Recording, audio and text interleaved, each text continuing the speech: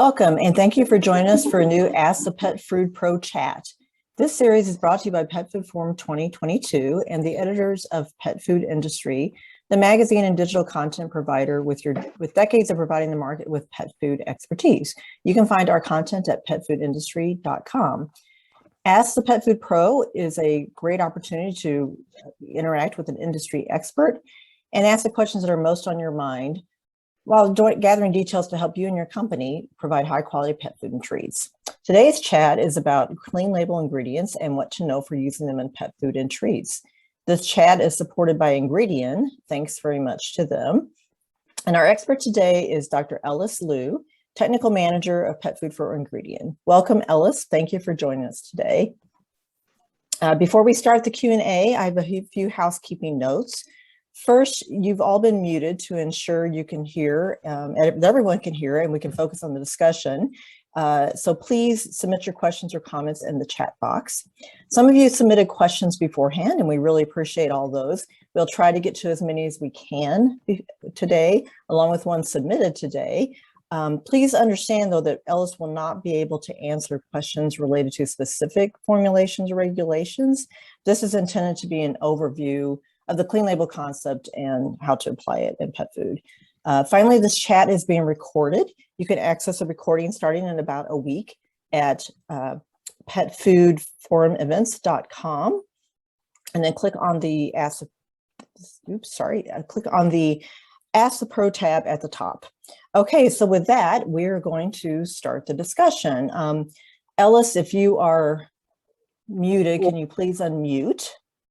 And I'm going to start by asking if you can please provide your definition of what clean label is. Okay. Hello, everybody. Can you hear me well? I think we can hear you. Okay. Great. And clean label ingredient, right? Right. Okay. Well, unfortunately, there are no official definitions regarding clean label ingredients. Okay. From science point of view, clean label ingredients are referred to those ingredients naturally deliver ingredient like a gray, meat, starch, sugar, salt, fermentation product, etc. So basically it's a natural deliver ingredient. This is science, okay? Right. But the clean label is not that simple. The consumer perception is a major factor whether this ingredient is clean or not. And if the consumer thinks this ingredient is not clean, even it's a clean ingredient, but by science, okay, but it's still not clean. And there are many such examples, like and carrageenan is a clean label ingredient, yeah, from science point of view, but the consumer might not consider carrageenan as a clean label ingredient. So, and there is and also, clean label ingredient might vary from region to region, and I also see that it might vary from product to product. One ingredient might be considered a clean label ingredient in one product, it might not consider in other products. So yeah, I think science, customer perception are two major aspects in defining whether an ingredient is clean or not. Understood. Right. So consumers are going to have a different perception than what a nutritionist, for example, might know about where the ingredient comes from and what its components.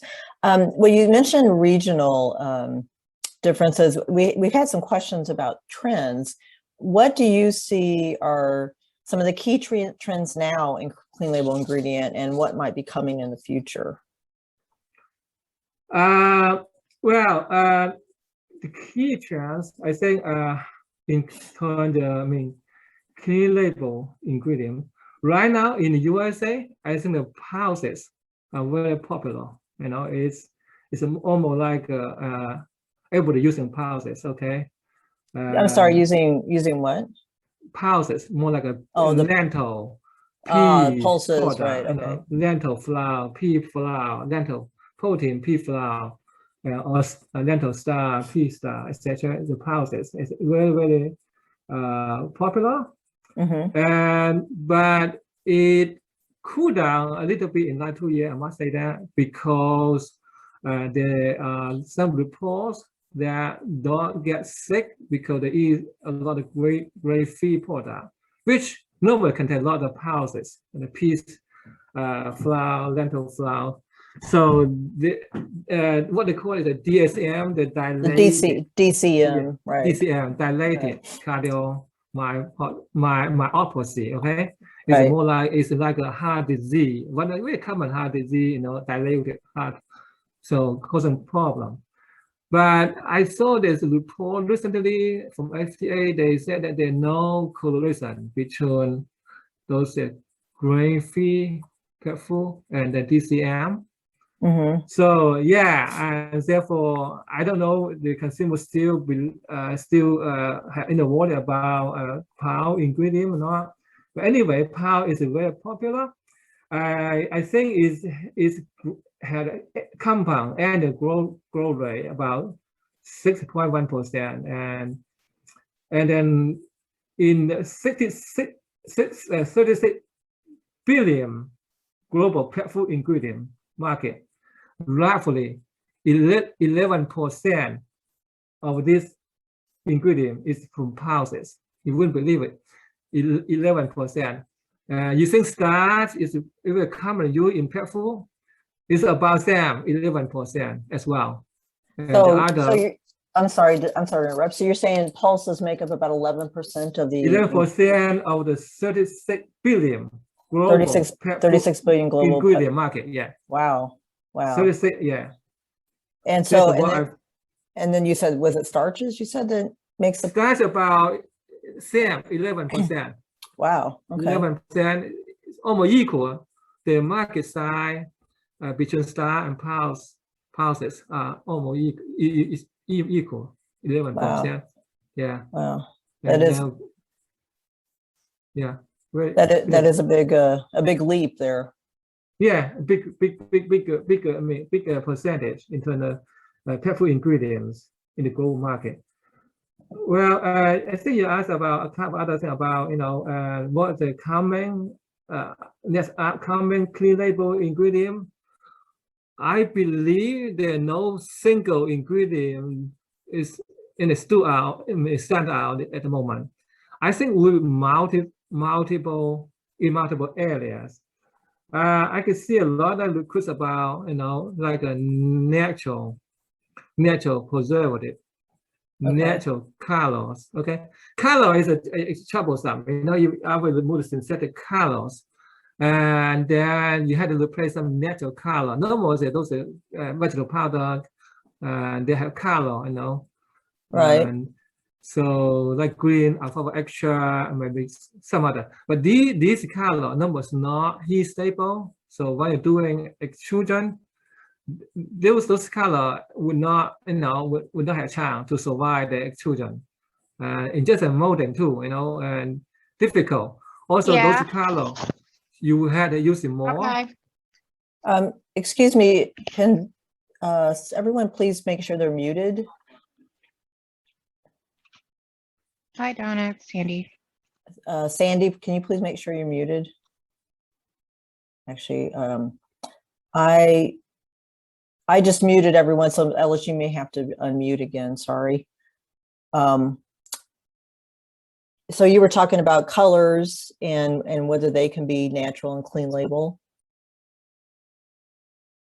Ellis, can you unmute again, please? Sorry, I had to mute everyone again. All right, can you hear me now? Yes, we can. Sorry about that, folks. We're talking about, you know, natural color, natural preservative. I mean, say natural color has trouble, you know, it use more, first of all. And secondly, it's not heat stable. And there's some color shade that you will not be able to get it, like a purple color. It is difficult to get purple. White color is another one, you know, you want to remove TiO2, you know, and how could get white colors. And it's very difficult. Okay. So yeah, I think there would be a lot of development in that area, like a natural color, natural preservative, natural flavor, etc. Except that I also see people are looking for protein, new source of protein. This is driven by the different trend and high protein pet Right. food. Right. Okay, they say, oh, we need high protein pet food, and we want to remove carbohydrate, and so therefore they're driven by that. So right now the protein market, you have animal protein, okay, number one, and then also you have plant-based protein, okay, mainly from pulses, okay, peas, lentil, maybe some other, okay. So the people continue looking for new protein, and so how about protein from canola seed, sunflower seed? Those not a traditional protein sources. No, yeah, they are available, and then the people try to use it. How about protein from guar bean seed, the guar protein or guar milk with a high in protein content? And recently, I always see protein by fermentation. Okay, and there's some new product called egg white protein by fermentation. Basically, they just make the egg white protein in a tan, no chicken. Okay, no chicken is involved at all. Is the protein is like the egg white, it had the second amino acid profile like a egg white protein. So yeah, I think I would say might be protein by fermentation would be a next big item. If the cost it can come down. Right now the costs are very high, but if it can come down in the cost, now you can produce a lot of egg white protein just by fermentation in say 50 gallon tank, and produce a lot, that would be very good. This egg white protein is a vegetarian, and also have that same kind of nutrition value like egg white. Yeah, and also, well, I say the clean label ingredient and has a compound rate about 6.7 globally. That's what I found in not in pet food, in the whole clean label, okay, market. Okay. And what was that? I'm sorry, what was that figure again? 6.7. I just look at it for 6.7. Not for pet food. Just but for all clean ingredient, label. Right? Yeah, the whole and clean label. Is that a percentage or is that dollars? Well, I'm talking about the compound annual growth rate. Compound. Yeah. Okay. Yeah. It's about over 6, 6.7. It's the whole thing. But how much is there in pet food? I tried to find out the data. I couldn't find it, unfortunately. So also the number trend in clean label. I think I look at the report. They say the number one is a free from artificial ingredient. So the number one, most people concerned the free from artificial ingredient. The number two, the natural and organic. Number three is no preservative, chemical, or toxins. And then next one with free from allergens. And then, interestingly, the non-GMO is not that high. It's in the number 5 position. The remaining would be minimally processed and transparent packaging. Now, this is for the whole clean label market. Right. But I think a lot of that does. I think a lot of that does apply to pet food.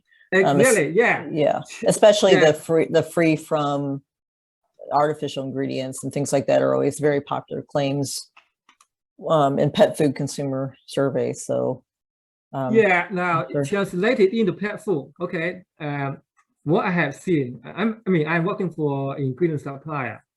The number one I see is that no corn, no soy, no wheat. Right. Number one. Right. And the second most liquid is the natural. Okay. Right. Natural is then also no official definition. I mean, in human food, but there is a definition about natural in pet food. There Right. is a natural defined by article. Article, I don't able to know the article. The American Association of Feed Control Officials. It's not a regulatory body. It's more like IFT in human food, I think, in trade organization. Right. But right. but everybody is following their publication. They publish this official publication every year. Like every year, they Right. publish one book, or you can get online as well. So the define of natural there, and so you can go to look at what they mean by natural. It's not simple. It's a lot of question. So therefore, so even the ingredient is like it's by HEPOs there, and if some chemical aids are involved, some people believe it's okay, because like in making a starch, a lot of times you need to adjust the pH of the final product. So you need to use a sodium hydroxide, hydrochloric acid to adjust the pH. Now, for some of them, they're okay, but some of them not okay. They believe that the person A had to be natural as well. So that, for them, you use sodium hydroxide, no, this product is not natural. Even everything is natural. And like potato starch, as we talk about potato starch in the beginning, you extract the potato starch from potato. What to do? Use water, right? Not much, but before you make a final product, you might want to make sure that pH is okay. Then you might do some adjustment. Okay, so in that case, they think it's not natural anymore. So yeah, this is my customer perception. I mean, it's important. Right. Yeah. So yeah, and I think you're right. The AFCO has an official definition for natural here in the United States, but that doesn't always get translated necessarily to labels, I don't think, or what consumers understand. You mentioned earlier in the call, or in the chat, you mentioned regional differences. I mean, do you see differences in emerging markets, for example, emerging pet food markets versus more developed ones in terms of what consumers think clean label is and isn't? Yeah, I would say the major difference is in the stage of development. Last night I looked at a report from the one of the emerging economy, like economy we're talking about China, India, Brazil, etc. And so I looked at a report from China, and I did not see any mention about clean label ingredient, unfortunately. Yeah, I would say the stage, because the humanization of pet is is a trend in North America, right? But I believe this is not the case in those emerging economies, like in India, Brazil, and China. They are still considering pets as a pet. But here in North America, you consider your dog, your cat as a family member, one of your family members. Therefore, you treat your pet like a family member. So you like a clean label food yourself. Most likely, you would buy clean label food for your pet as well. So yeah, I think that's mainly in the stage, but I don't see any reference about clean label ingredient in that report. And that report was new, and so yeah, I would say in the stage, and they're still not there yet, right? Because in China, and only the people living in the bigger city will buy commercial pet products, and half of those pet food products are from overseas. They're not much locally, or only less than 50% of it is. It's made in locally. Most of them are made by company from Europe, from USA. I would say since those products are made in USA, made in Europe, they will have the same kind of clean label ingredient requirement if you want to clean label. So yeah, Right. I think not much different. I think the main difference is in the stage of development where they are. Right. This is my opinion. Okay. Yeah. I mean, I think it's changing in emerging markets. It's changing. It's changing. Yeah, they're Yeah. getting, it's just different levels on the evolution, or different points on the evolution of the market. We have had a lot of questions come in, so let's get to some of those. One person is asking specific, so we've had a lot of questions come in beforehand, and I think now about specific types of ingredients and whether they are clean label or not. So for example, this person is asking about glycerin and using glycerin snacks of a jerky type. She says most of the natural, people who want natural are afraid of it, but they choose, jerky products that may not be declaring it, but it's in there because it's it's a part of forming that treat. So do you think that part of the problem with the consumer perception is in just not understanding how pet food and treats are made? That's not exactly her question, but I think that's sort of what she's getting at.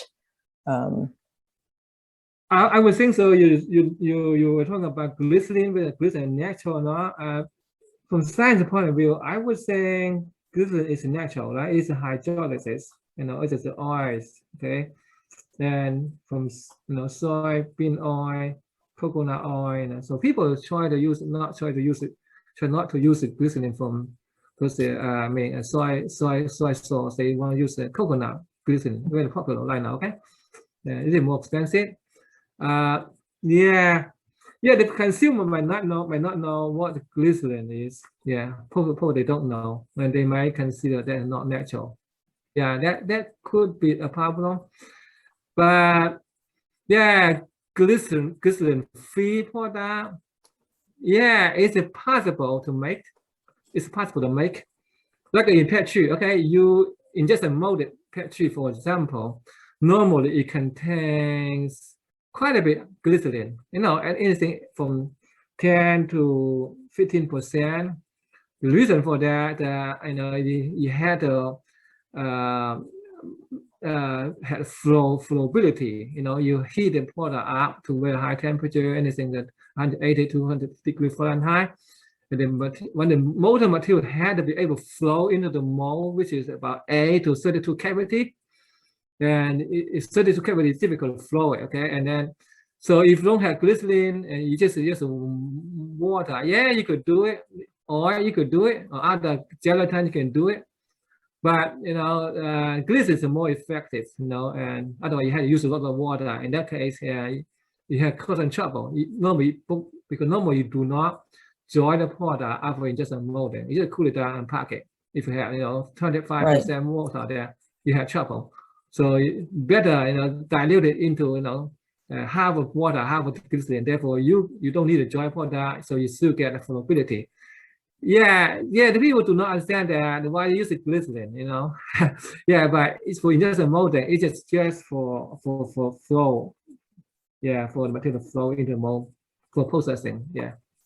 Okay. What about as people and consumers and companies seek more natural and quote unquote clean label ingredients?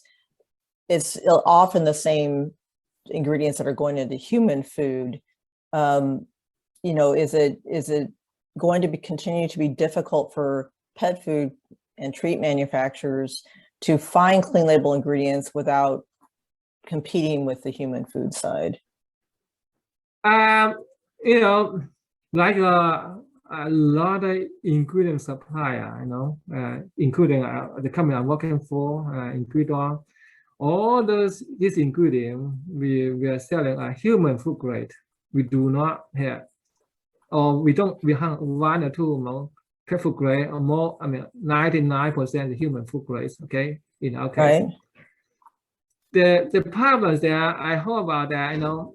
Even the human food grade ingredient, as soon as it arrived in a pet food manufacturing facility, you unload it, it's no longer human food grade anymore.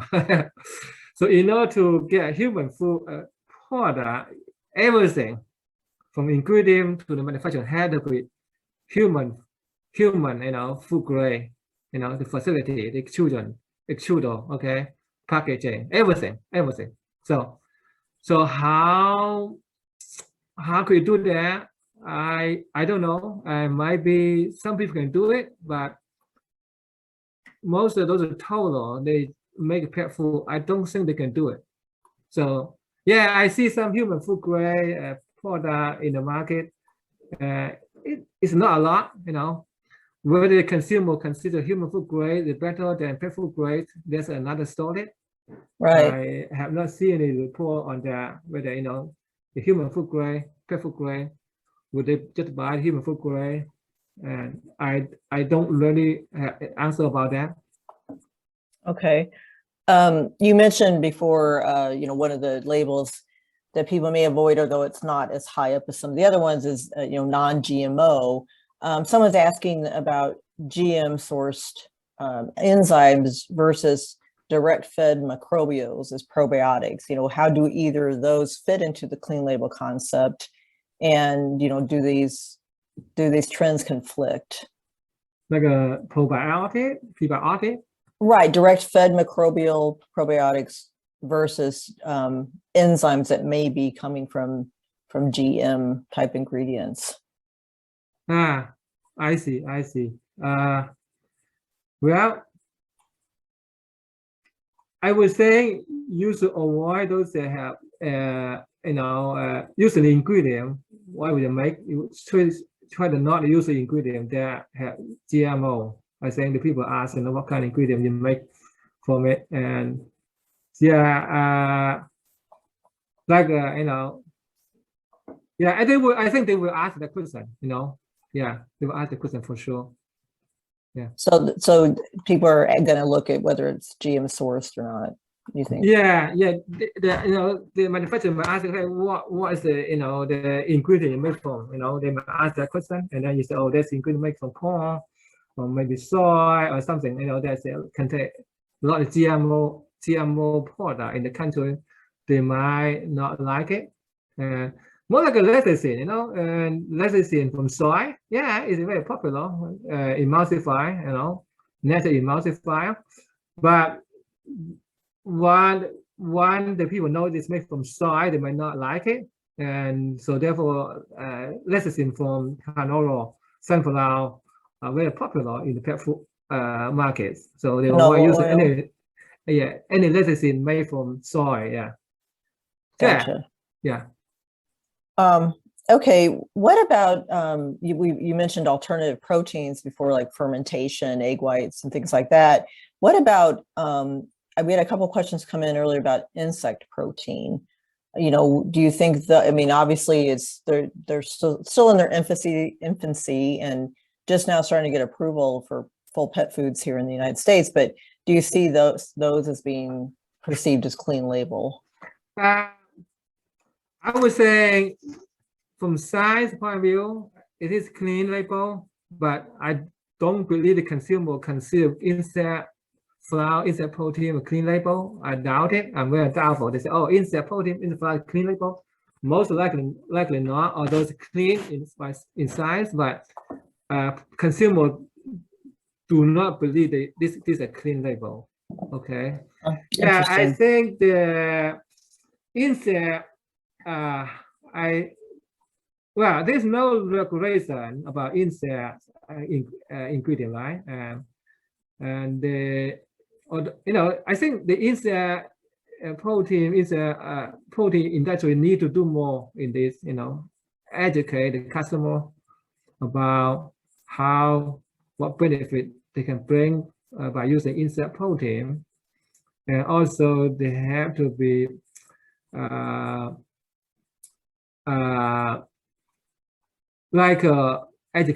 educate the consumer about the benefit, and also tell people how these ingredients are made.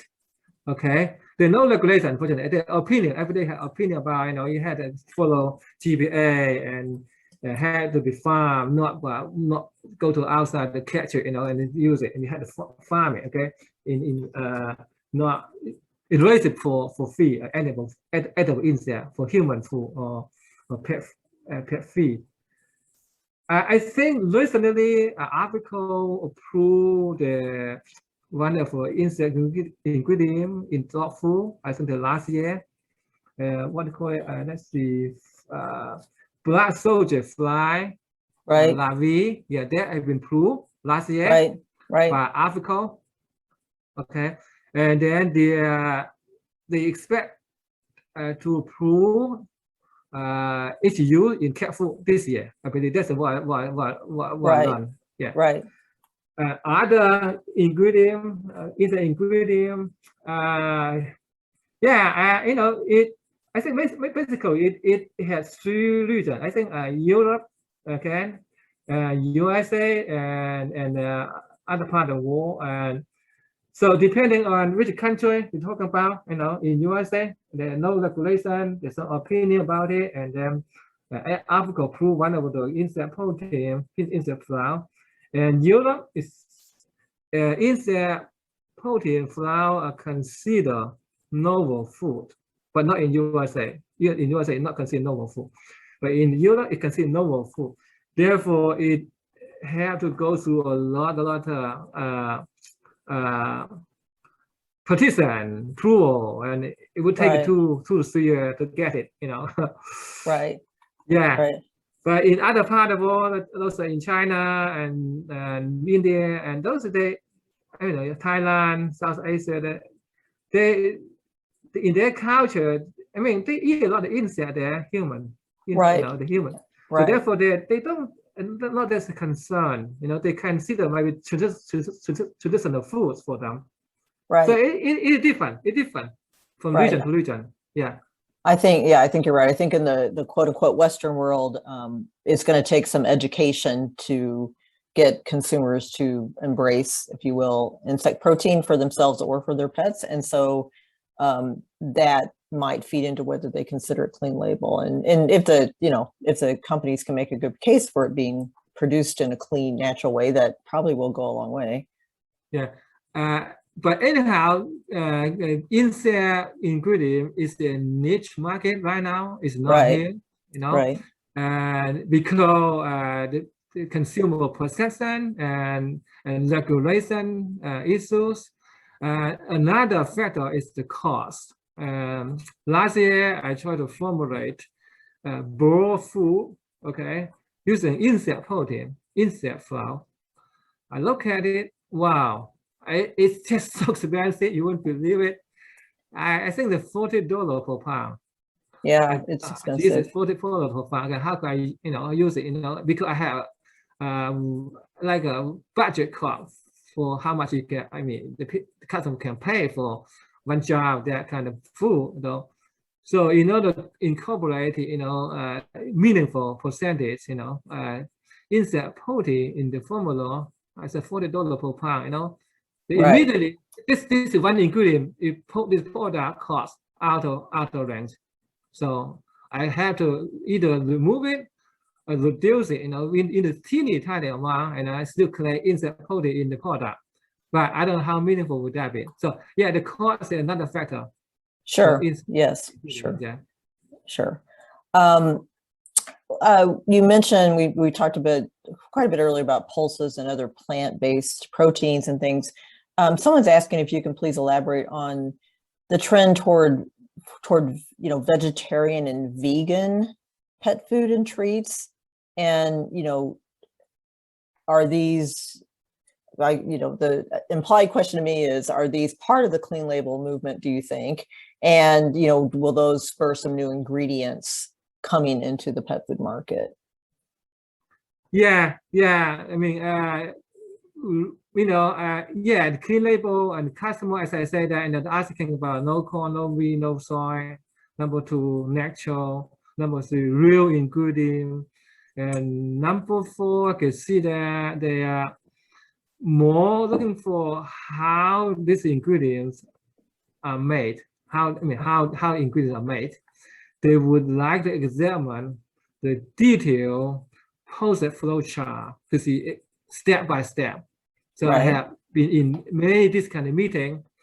Everything okay. They still want to understand how this particular ingredient is made.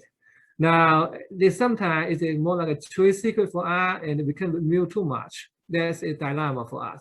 If we reveal too much about how the ingredients are made, and then it might be some problem. But if we don't reveal it, they will not believe it. So still, there's a balance about how much we could tell. But at least we need to tell them what kind of process A we are using in making the ingredient, the step of the processing, etc. Yeah. Right. So the question was about vegan food and vegetarian food. So are you talking about how if something is produced and it's labeled vegan, that means that it was produced and the ingredients were sourced in a specific way? Is that what you're referring to? Yeah. Well, vegan is no animal ingredient, right? Yeah. Right. Yeah, definitely. They would like to know how you source those vegan ingredients as well. Definitely. Do you think that the movement toward more people are eating vegan themselves or vegetarian and they're applying that to their pets, at least their dogs? Not sure if it's safe for cats, but do you think that will introduce some new ingredients into the pet food market, the trend toward vegan and vegetarian? Yeah, if the pet owners are eating vegan food and vegetarian, so yeah, they might tend to buy vegan product as well. But vegan product, you mean there are no animal ingredients, okay? Right. But they had to be you had to meet a nutritional requirement for your pets, okay? And the minimum like a protein requirement, fat requirement. I believe that protein had to be 18% for adult, and the fat had to be 5.5% for adult, and for grow and then even higher, for both the protein and fat.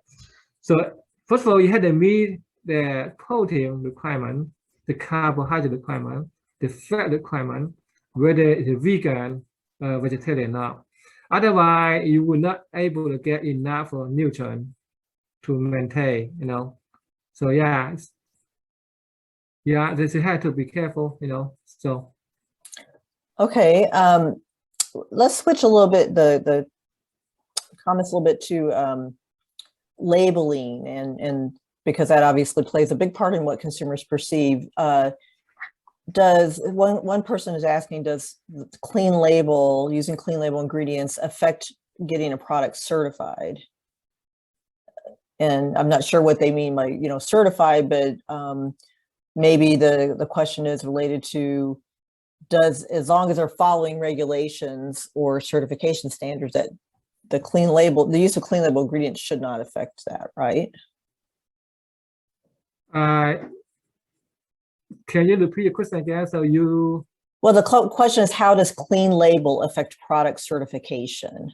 Oh, okay, certification. What certification you're talking about? Like approved by those state fee control officials? Yeah, it doesn't. It's not spelled out, so I'm interpreting the question to mean, does the use of clean label ingredients affect a product being approved for sale or certified by certain bodies? Don't know if you can weigh in on that. Not to my knowledge, right? You want to make a product, a lot of time you normally submit it to your state, right? Or right, in the US, state, right. To get approval, right? To sell it in that state. If that state does not approve the product, a question about your product, that probably will not be able to sell the product, in that state. But you can sell it in other states, depending which state you're talking about. Some are more restricted than others. Some are very lenient, but oh yeah, that's okay. That not okay, And because able to interpret the article definition a little bit differently. Right. Like a starch. Yeah, I'm sorry, go ahead. like a star in Apple definition, it's very simple. Okay, it's from gray, but star can be from chewable and from other sources as well. So we did not define that, unfortunately. But anyway, and so yeah, this certification, I do not believe would have any effect on that. I think label. if as long as the product and the manufacturer is following all related regulations in terms of labeling and the ingredient usage, then because clean label is really somewhat more of a marketing concept, correct? Yeah, exactly. Right, yeah. Right. So we've had some questions related to, you mentioned earlier in the chat, preservatives. Do you, people are asking, can you talk a little bit more about natural preservatives and antioxidants? Are there any essential, one specific question that's come in today is, are there any essential oils that are proving to be most effective in replacing antibiotics for pet foods? Or I think maybe it's antioxidants, but okay. Yeah, I would say, the natural preservatives, one of the term, okay. Yeah, there's quite a bit in the market. Mainly it's the culture product, they call culture. So it's a fermentation product again. Basically, you just it's a fermentation product using dextrose, sugar, brown rice, wheat, and also whey, that kind of thing, and they call it culture dextrose, culture wheat, culture whey, and culture brown rice. But basically, in this fermentation product, it contains some organic acids. I think the propionate acid or propionase acid there. So I think this is the effect ingredient in this fermentation product, because you produce the propionate, by fermentation. Now the propionase, we know that is a preservative, like a sorbic acid, sorbate, propionase. It is a preservative. So, but this preservative is not man-made. It's not synthetic in nature. It's derived by fermentation, and also you don't need to claim it. Okay, although in a small amount.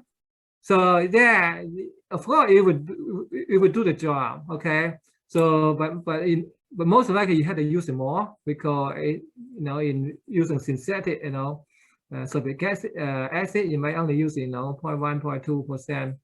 It's very effective, but for this natural preservative, you have to use more, most likely 10 times more, 1 to 2%, that kind of thing. So that would apply to some natural preservatives that have been used for a while in the market, such as rosemary, or I think vitamin E has been used to some extent. Yeah, they're very popular. Mixed tocopherols and rosemary extract. These are two very popular antioxidant ingredient. They're natural. They replace the BHA, BHT. Those is bad, but people are still using it. But most people try to stay away from the two antioxidants, synthetic antioxidants. So by using the vitamin E and the rosemary extract. Yeah. And those to most consumers would probably fall under the clean label, the idea of clean label, because those are names they could recognize, I'm assuming. Yeah.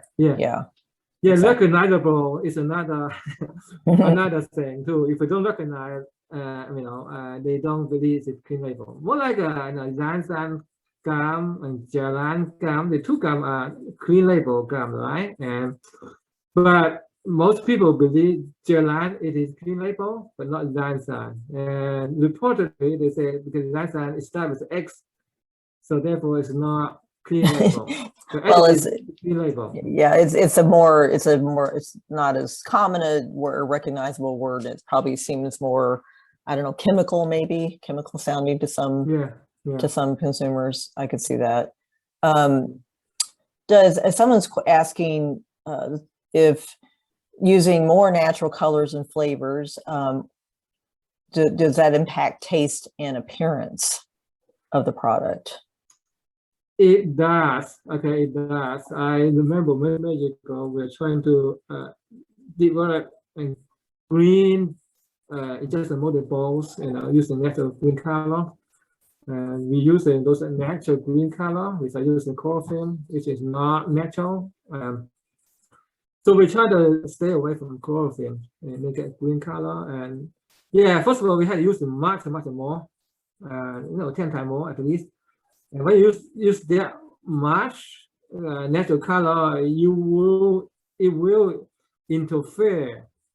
Number one, palatability. It might have some palatability issue if too much. Right. Secondly, it might have issue in processing, and I think we have sticky issue, like the mold, the ball just stick on the mold, will not be released. By itself. So we had to do a lot of things, like add more lubricant there, or maybe using different kind of like a coating a little bit on the mold section to help to the product release from the mold after the mold open. Yeah, it will affect palatability, and also the color is not that good. Green not as good as chlorophyll. Greeny, very green, right? Very good, with so much the color. But yeah, it would palatability and processing would be affected by using natural color and flavor, depending, what they are, what you're using. Right. And the second question from this person is, we were just talking about preservatives and natural preservatives. And I think you answered this too. So to ensure shelf stability, you probably have to use more of the natural preservatives than you would synthetic, correct? Yeah, normally. Okay. Here's a question about enzymes. Do you see any untapped market potential for the usage of enzymes to improve the palatability and protein quality of pet food ingredients? Use the enzymes? Yes. Well, through the enzyme, they improve the palatability. That's what the question. Yes. Is there any potential that's not maybe not being realized right now to use enzymes for improving palatability or protein quality? I see. Use the enzyme to improve the palatability. Right. Well, I would say right now I do not see anything like that in the market so far. Yeah, use an enzyme. You had to like all the palatine in the pet food is chicken liver digest, okay? Right. I don't think you could, if we had a meat product, meat ingredient, like a chicken meal in the product, you put some enzyme there, would that turn the chicken meal product into some kind of palatability enhancer? I think I'm doubtful, because the enzyme work, hydrolysis enzyme, so you would need the right pH, the right temperature, and the right substrate. Yeah, I believe it would be very difficult. That's my opinion. I might be wrong. Yeah. Okay. Yeah. Well, I know there's a lot of research being done about enzymes in general and all different aspects and applications. So probably one of those things that remains to be seen as the research is done. Are you aware of any clean label ingredients that serve for control of contaminants? Something like, the question was specifically about spores, like from Clostridium. So bacteria or toxins that might come in, in the natural part of a natural order of making pet food or treats. Are there any clean label ingredients that can help control things like Clostridium or other spores? Yeah, I think normally using sorbate acid, that kind of thing, right, to do that. I think those are culture product, culture ways to do the job. Yeah, this will do the job. This will control spores and What, mold and yeast. and Yeah, I'm sorry, can you repeat that again? What was it? cultured, Cultured, yeah, cultured way. cultured It's way. basically it's just a fermentation product. The starting material is either the whey, wheat, brown rice, and sugar or dextrose. In that case, you know, there is a fermentation product. The final product contain the propionate acid. Okay, so and propionate is a preservative. It would control, but it just matter how much you need to use more, because it's so small amount. It's not pure. It contains Okay. that. Yeah. Okay. I think you were mentioning that a few Yeah. questions ago when we were talking about the natural preservatives. Okay. Mhm. I think we'll wrap up. We have a few questions that kind of circle back to what we were talking about at the beginning, which is the customer perception, and the fact that, you know, there is no real, someone's asking, is a clean label claim regulated? Well, no, not really. So how can you prove that your product is indeed clean label compared to others? And you know, are there certain tests that you can say that you run? Are there supplier audits, anything like that you know, companies might want to use to say, you know, when we say clean label, we mean it, and here's why? Oh, you mean that certified by a third party, right? Right, or yeah, it's a certification, or, you know, that might be the next step. But is there anything in the interim, if there's, you know, lacking a quote unquote clean label certification, you know, are there other intermediate steps that companies could take to show, you know, like, this is where our ingredients come from and this is the process? Is it just education, or are there supplier audits that you think could happen, or certain testing protocols? Well, as far as I know, I do not know anything like that. You know, some people can certify your product as a clean label ingredient or clean label product. I'm not aware anything like that. And nobody would like to certify your product as clean label product. I think you most likely, you know, deliver clean label product image. You just, you know, need to work hard with your ingredient and how you label ingredients. Okay, you know, so all the ingredients have to be clean label ingredient, number one. But it doesn't mean that, and you have all the clean label ingredient in your product, that you take your product is considered clean by a customer. And they might consider, oh, there's a clean label ingredient, but this is filler, okay? It's not this essential. It's for cost saving, okay? So you have to, you know, in that case, a limited ingredient there, okay? It's like a limited ingredient would help, you know, you use as little as possible into the ingredient. All the ingredient have a purpose, functionality, purpose, not just there for cost saving, or in order to move those expensive ingredients to number one ingredient, which is very it's some kind of practice by people, you know, and they just use some very, very expensive ingredient, like a meat ingredient, very, very expensive. Right. And Right. In order to put is number one, what can you do? And you can use, you know, a lot there, but you still want number one. Then you can use it, you know, break down into, you know, multiple, you know, you should this, you know, make it, you know, 20% number one, okay, or 50% number one.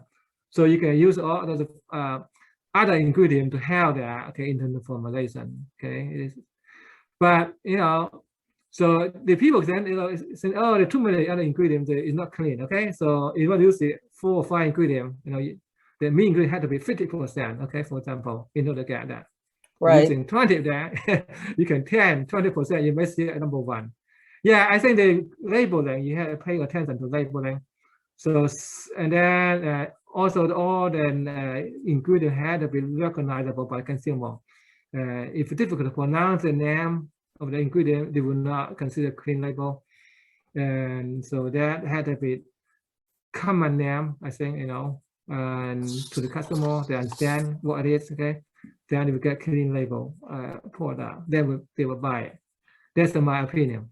So as far as they certify, I don't think so. I don't think who can do that, because you certify, this is a clean label, but the customer would not consider this a clean label, then what's the purpose of that?